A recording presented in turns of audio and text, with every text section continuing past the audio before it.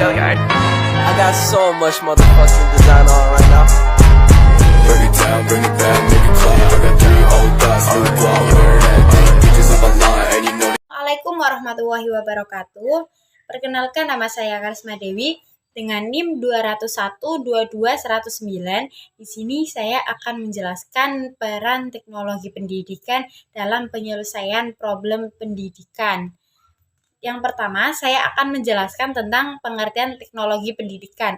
Teknologi pendidikan adalah segala upaya dan kegiatan yang membantu peserta didik dan pendidik dalam proses belajar mengajar. Peran teknologi pendidikan pada saat ini sangat berguna bagi para pendidik untuk melakukan pembelajaran dengan via online. Contohnya, ketika melakukan pembelajaran dengan jarak jauh, para pendidik bisa memanfaatkan platform yang tersedia di teknologi pendidikan ini, yaitu dengan adanya Google Meet dan Zoom untuk melakukan pembelajaran dengan via online. Fungsi dari teknologi pendidikan sendiri ada 3, yaitu yang pertama, kualitas pendidikan yang meningkat. Ketika kualitas pendidikan di Indonesia semakin meningkat, lebih baik juga kualitas pendidikannya.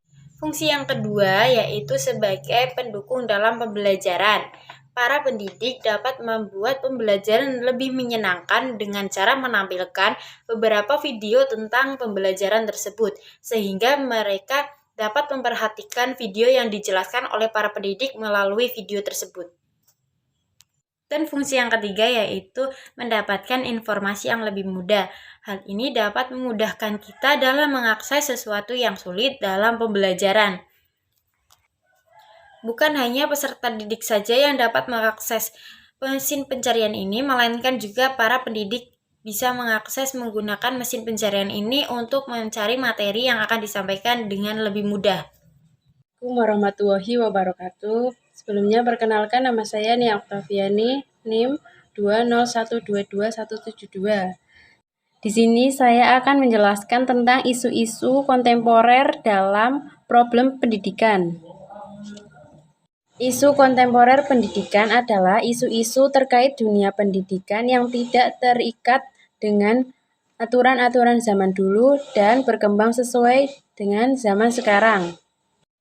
Berikut adalah beberapa isu kontemporer pada problem pendidikan. Yang pertama adalah penerapan student-centered approach dalam pendidikan. Kendala dalam pendidikan diantaranya karena siswa kurang dilatih untuk berpikir kritis. Metodologi pengajaran yang selama ini diterapkan juga lebih bertumbuh pada subject center dan lecture center, dengan lebih banyak mentransfer ilmu pengetahuan semata pada siswa dan belum siap menerapkan konsep metode student center approach yang sesuai hasil riset dapat menjadikan siswa mampu mengembangkan daya pikir yang lebih baik. Yang kedua adalah kurikulum pendidikan. Sistem pendidikan nasional di Indonesia telah menerapkan kurikulum berbasis KKNI. Pengelolaan kurikulum adalah suatu sistem pengelolaan yang kooperatif, komprehensif, sistematik dalam rangka mewujudkan pencapaian tujuan kurikulum. Kurikulum juga harus dikembangkan, disesuaikan, disinergikan sesuai dengan tuntutan zaman. Tujuan dari pengembangan kurikulum dalam hal ini adalah upaya melakukan perubahan, penyesuaian, dan pemberian kesempatan-kesempatan belajar kepada peserta didik ke arah yang lebih diinginkan dan menilai sampai di mana perubahan-perubahan itu terjadi pada diri siswa. Yang ketiga adalah peningkatan kualitas pendidik. Perencanaan dalam rangka meningkatkan mutu pendidik pada pendidikan perlu dilakukan dengan seksama. Hal ini terkait dengan tugas dan tanggung jawab mulia para pendidik dalam meningkatkan mutu pendidikan itu sendiri. Tenaga pendidik, guru, dan dosen harus ditingkatkan kompetensinya melalui antara lain yaitu seleksi dan pengangkatan yang ketat melalui sistem perekrutan tenaga pendidik yang berstruktur baik. 2. Peningkatan pendidikan dan pelatihan. 3. Mengembangkan karir pendidik. 4. Meningkatkan kerja pendidik. 5. Meningkatkan kesejahteraan pendidik. 6. Meningkatkan pengelolaan manajemen sumber daya manusia. 4 adalah pengelolaan peserta didik atau pembinaan kesiswaan. Pengelolaan peserta didik didasari pada pemikiran bahwa pembelajaran hendaknya dipusatkan perhatiannya pada pengaturan, pengawasan, dan layanan peserta didik baik yang ada di kelas maupun di luar kelas seperti pendaftaran, pembelajaran, dan ujian hingga kelulusan. Yang kelima adalah penganggaran. Pembiayaan pendidikan merupakan jumlah uang yang dihasilkan dan dibelanjakan untuk berbagai keperluan pembiayaan pendidikan yang mencakup gaji guru, peningkatan profesional guru, pengadaan ruang belajar, perbaikan ruang, pengadaan kegiatan ekstrakurikuler, dan lain sebagainya. Yang keenam adalah peningkatan mutu pembelajaran. Peningkatan mutu pembelajaran dapat dilakukan dengan tahap-tahap sebagai berikut. Yang pertama, kepemimpinan yang baik. Kedua, peningkatan kualitas peserta didik. Yang tiga, pengembangan kualitas guru dan dosen. Keempat, pengembangan kurikulum dan materi pembelajaran. Yang kelima, penerapan metode belajar yang tepat. Yang keenam, perbaikan sarana dan prasarana. Yang ketujuh, peningkatan kualitas belajar siswa. Dan yang terakhir adalah kerjasama dengan dunia usaha dan dunia industri. Yang ketujuh, kompetensi kelulusan. Lembaga pendidikan diharapkan melahirkan kompetensi lulusan yang menguasai kecakapan yang dipersyaratkan pada setiap jenjang pendidikan, mulai dari pendidikan dasar sampai pendidikan tinggi. Yang kedelapan yaitu pengelolaan sarana dan prasarana pendidikan. Proses pendidikan yang bermutu harus didukung oleh sarana dan prasarana yang baik seperti fasilitas belajar, media belajar, serta sumber belajar yang baik dan lainnya.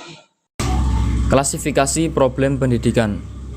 Pertama, masalah anggaran pendidikan. Anggaran pendidikan mempunyai peran penting untuk bisa tercapainya cita-cita dan tujuan pendidikan.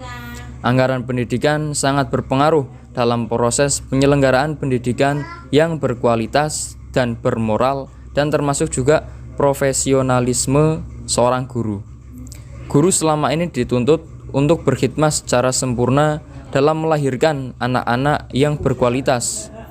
Dengan rendahnya anggaran pendidikan, membuat penghargaan seorang pahlawan tanpa tanda jasa itu menjadi rendah. Yang kedua, masalah kompetensi seorang guru. Persoalan guru memang tak hanya menyangkut dengan kesejahteraannya, tetapi juga mengenai kompetensi seorang guru yang akan membawa dampak terhadap hasil proses pendidikan. Yang ketiga, yaitu masalah sarana dan prasarana pendidikan. Lemahnya mutu pendidikan di negara Indonesia juga didasari oleh kurangnya sarana dan prasarana. Persoalan buku umpamanya, yang akhir ini menjadi beban bagi siswa atau pelajar, sehingga siswa susah mendapatkan buku-buku. Tidak hanya masalah buku yang jadi persoalan pendidikan sekarang ini, masalah yang lainnya misalnya laboratorium. Tidak semua sekolah mempunyai sarana laboratorium yang memadai. Yang keempat, pengelolaan dan efisiensi pendidikan. Masalah pengelolaan dan efisiensi pendidikan diantaranya dikelompokkan berdasarkan 5 hal. Yang pertama, yaitu kinerja dan kesejahteraan guru belum optimal. Kesejahteraan guru merupakan aspek penting yang harus diperhatikan oleh pemerintah dalam menunjang terciptanya kinerja yang semakin membaik di kalangan pendidikan. Selanjutnya, yaitu proses pembelajaran yang konvensional.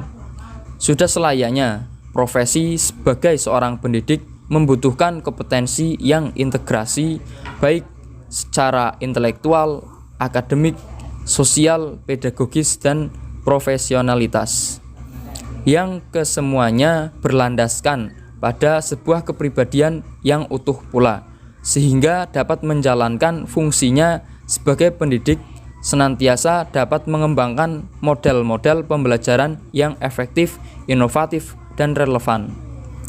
Selanjutnya, jumlah dan kualitas buku yang belum memadai. Ketersediaan buku yang berkualitas merupakan salah satu prasarana pendidikan yang sangat penting dibutuhkan dalam menunjang keberhasilan proses pendidikan. Selanjutnya, keterbatasan anggaran. Ketersediaan anggaran yang memadai dalam penyelenggaraan pendidikan sangat mempengaruhi keberlangsungan penyelenggaraan tersebut. Selanjutnya yaitu mutu SDM pengelola pendidikan. Sumber daya pengelola pendidikan bukan hanya seorang guru atau kepala sekolah, melainkan sumber daya yang secara langsung terlibat dalam pengelolaan suatu satuan pendidikan.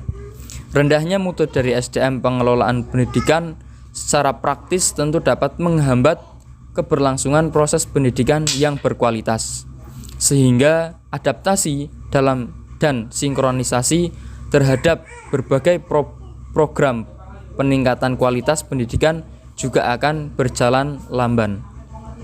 Materi selanjutnya yaitu teknologi pendidikan sebagai pemecah permasalahan dalam pembelajaran. Permasalahan pendidikan yang mencuat saat ini meliputi pemerataan kesempatan memperoleh pendidikan, peningkatan mutu atau kualitas, relevansi, dan efisiensi pendidikan.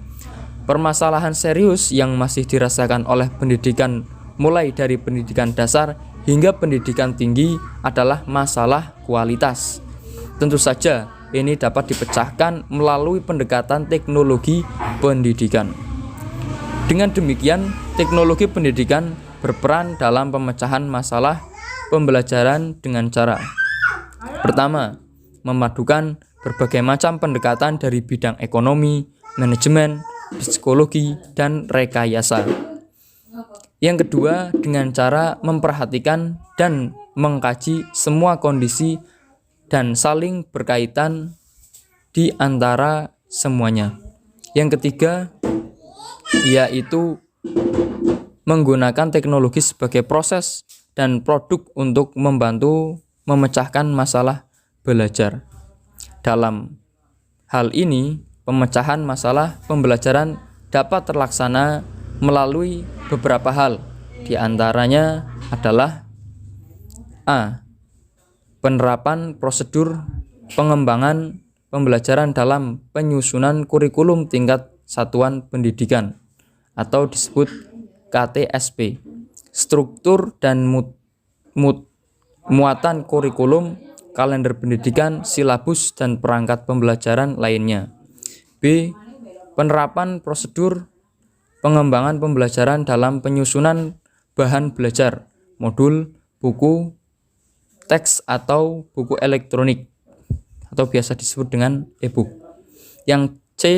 Penerapan metode pembelajaran yang lebih menekankan kepada penerapan teori-teori pembelajaran mutakhir seperti teori belajar konstruktivisme dan paradigma baru pendidikan lainnya. D. Mengembangkan dan memanfaatkan berbagai jenis media yang sesuai dengan kebutuhan dan mengindahkan prinsip-prinsip pemanfaatannya secara efektif dan efisien. E. Pengembangan strategi pembelajaran untuk membangun dan menemukan jati diri melalui proses pembelajaran yang aktif, kreatif, efektif, dan menyenangkan. Mungkin itu saja yang bisa saya sampaikan. Kurang lebihnya mohon maaf. Break it down, bring it back, make it clap. I got 3